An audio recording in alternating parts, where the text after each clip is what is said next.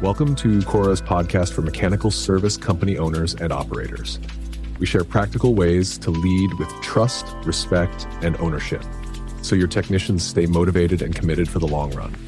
Let's get started. Today we're digging into something really fundamental: why good teams lose steam. We're looking at insights from research, but also, frontline folks like the field service techs in our source material. And, well, the usual story you hear from management, especially owners, it all comes down to rewards, right? Bonuses, contests, maybe leaderboards. Yeah, that's the common wisdom. But honestly, it's flawed. Look, those external things, they give you a short burst, a bit of urgency maybe, but they don't build real lasting commitment. What the research really shows, the thing that keeps people going long term, it's progress. Progress, okay. Yeah, that feeling day in, day out that you're actually getting better. Nailing a tricky repair, learning a new skill, seeing a future you can be proud of.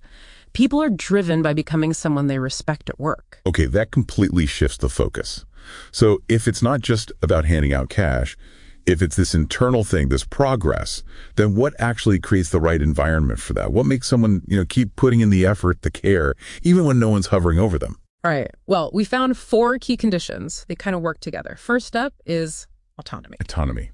Control. Exactly. Especially crucial for skilled people, like technicians. Yeah. They need some say in how they do their job. Micromanagement. Telling a pro exactly how to hold the wrench or which step to do next, that just kills their confidence and their drive. Fast. Okay, autonomy makes sense. But here's the classic manager worry, right? Mm-hmm. How do you balance that freedom? I mean, if you let everyone decide how, don't you risk, inconsistency? Or maybe cutting corners on safety? That's a fair point, and it leads right into the second condition, mastery.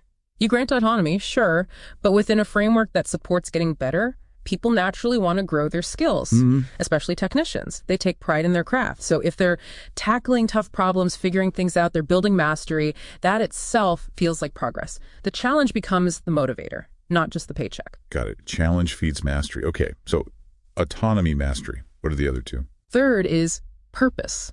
Feeling like the work actually matters. For a field tech, that's maybe connecting the repair they just did, not just to closing a ticket, but to the person whose heat they got back on, or the system they fixed. Making it real. Yeah. And fourth, enjoyment. Simple as that sounds. Work needs moments of, genuine interest or challenge, or even just good collaboration. That sustains motivation way better than just grinding through the routine. Okay, let's circle back to something you said earlier, this idea about rewards. You mentioned they can crowd out internal drive. Wait, hang on. Are you saying giving a technician a big bonus for hitting a target could actually make them less motivated deep down? That sounds wrong. It sounds wrong, but yeah, absolutely. It's a well-documented psychological thing. Think about it. You have a task that's maybe interesting on its own, diagnosing a complex problem, right, that taps into mastery.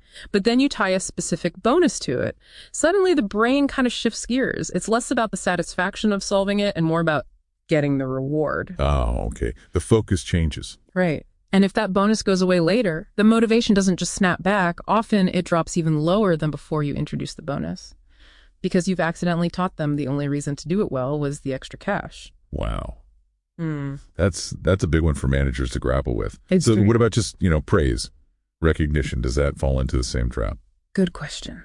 Recognition is different. It can be really powerful, but, and this is key, it has to feel genuine and specific. Just saying nice job is, well, it's okay, but it's empty calories, motivationally speaking. Right. But if you say, hey, I saw how you handled that tricky customer situation while sorting out the pump issue that took real skill and attention to detail, that lands. It reinforces specific good work, connects back to their pride, their mastery. And the flip side, using fear, threats. Oh, fear works. For a bit, it creates urgency, sure, but it rarely builds loyalty or encourages creativity or lasts long.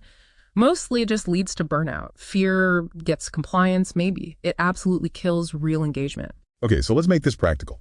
If autonomy, mastery, purpose, enjoyment, if progress is the real fuel, what are some concrete things leaders can actually do based on the sources starting tomorrow? How do you build this kind of environment? It really boils down to structured support and building trust. Maybe let technicians have a say in designing their own training modules, or let experienced ones choose the order they tackle complex jobs. Small things can matter. Okay. And shift the focus of feedback. Make it regular, yes, but make it about growth, not just pointing out mistakes. Frame a failed repair not as incompetence, but as, okay, what did we learn here? What can we try next time? It's a diagnostic opportunity. Trust, not fear. Growth, not just correction. Exactly. And crucially, show them there's a path forward, real chances to learn, advance, take on more responsibility. When people feel trusted, when they feel challenged in a supportive way, and when they see a future for themselves, they bring their own motivation. You don't have to constantly inject it. So wrapping this up, for you listening, the big idea is motivation isn't something you just distribute, like paychecks. It's more like a garden you tend. It grows when people feel trusted, feel challenged, and feel proud of the professional they're becoming. It's about progress, really, not just the perks. Well said. That's the core of it. So here's something to think about this week. We know constructive feedback is vital for that mastery piece, right? But we also just heard how fear can shut down creativity and growth. So what's one assumption you hold about balancing necessary corrections with genuine support? An assumption you could maybe challenge this week to better foster that long-term growth instead of just chasing short-term results. That's the end of today's episode. Thanks for listening. Share these tips with your colleagues and remember to visit ucora.com for more on building motivated, long-lasting teams.